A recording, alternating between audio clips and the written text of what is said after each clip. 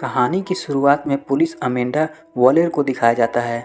Amanda अपने कुछ कर्मचारियों के पास आती है और इनसे कहती है कि आतंकी हमला को रोकने के लिए हमने कुछ लोगों को चुना है जो हमारे जेल में ही कैदी हैं और वो सुपर हीरो हैं जो लड़ाई में किसी से नहीं हारते।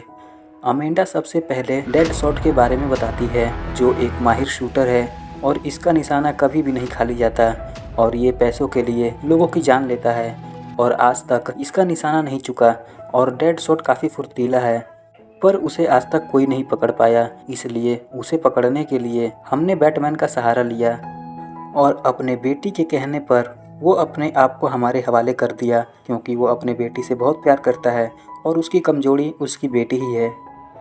और दूसरे नंबर पे है हार्ली जो लड़ने में काफ़ी माहिर है और ये हार्ली थोड़ा पागल है।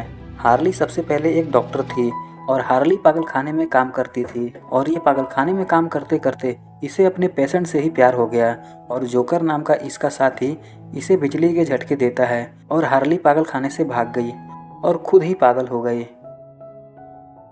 तीसरे नंबर पर है डियाब्लो जो अपनी सोच से आग जला सकता है और ये बंदा दुनिया को जला के राख कर सकता है। और अब तीसरे नंबर पे है वेलन जॉन्स। ये ना इंसान है ना छिपकली बल्कि बीच का बन के रह गया है और ये मगरमच्छ के प्रजाति का बंदा है और इसे पानी में रहना बहुत ही पसंद है और ये बहुत ही खूंखार और ताकतवर है। इसके चंगुल से कोई नहीं बच पाता और ये बंदा भी हमारे काफ़ी काम आ सकता है। और चौथे नंबर पे है द विच जिसका नाम जून है जो एक जादूगरनी है। ये लड़की एक्लोजिस्ट थी और एक गुफा में कुछ रिसर्च कर रही थी, लेकिन अनजाने में डॉक्टर जून ने वहाँ कैद एक चुड़ैल को आज़ाद कर दिया और वो चुड़ैल अब डॉक्टर जून के शरीर में रहती है और ये चुड़ैल कुछ भी कर सकती है और इस चुड़ैल का दिल हमारे पास है और हम उसको अपने इशारे पर नचाते हैं। अब आखिर इनकी ज़रूरत पड़ ही जाती है। अब ये सारे पुलिस वाले सुपर हीरो के पास आते हैं और इनको इकट्ठा करने लगते हैं। ये लोग पहले डियाब्लो के पास आते हैं लेकिन डियाब्लो इनके साथ जाने से मना कर देता है क्योंकि इसने काफ़ी तबाही मचा दी होती है और अपना प्रायश्चित करने के लिए यह अपने आप को एक डब्बे में बंद रखता है। और अब ये पुलिस वाले लोग डेडशॉट के पास आते हैं पर डेडशॉट इनका काम करने के बदले कुछ मांगता है। डेडशॉट इनसे कहता है कि अगर मैं तुम्हारे लिए लड़ूंगा तो बदले में तुम मेरी बेटी को एक अच्छे स्कूल में भेजोगे और उसका पूरा खर्चा उठाओगे और मेरी बेटी जब बड़ी हो जाएगी तो उसे नौकरी भी दिलवाओगे। अब कहानी अचानक से मोड़ ले लेती है और जो चुड़ैल होती है ये चुड़ैल डॉक्टर जून के शरीर से निकलने में कामयाब हो जाती है और आज़ाद हो जाती है।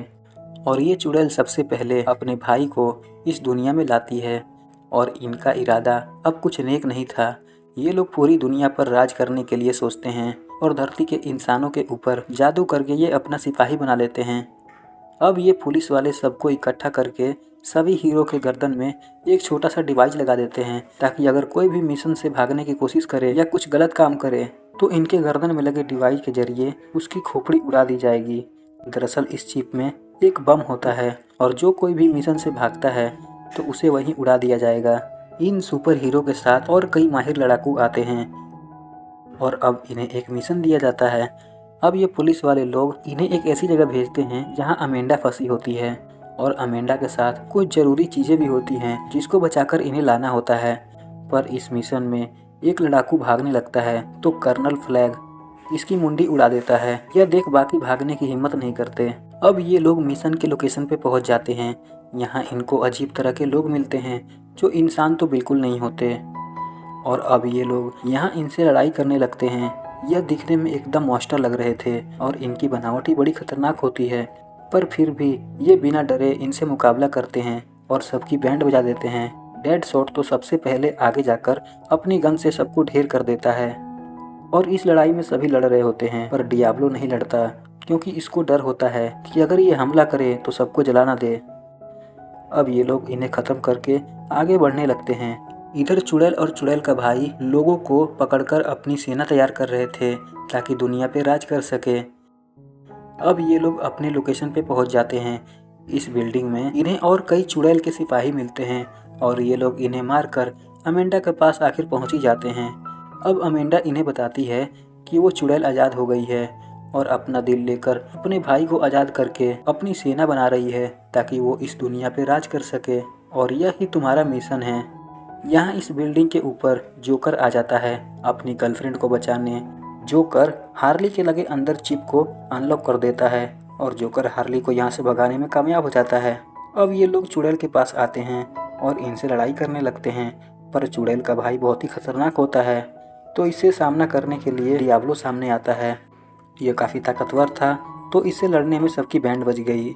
तो इसे लड़ने के लिए सबसे आगे डियाब्लो आता है और डियाब्लो इसे लड़ते लड़ते चुड़ैल के भाई को बम के नीचे ले आता है और मौके पर ये लोग बम को एक्टिवेट कर देते हैं और इस बड़े धमाके में चुड़ैल का भाई यहीं मर जाता है। और अब बारी होती है इस चुड़ैल की।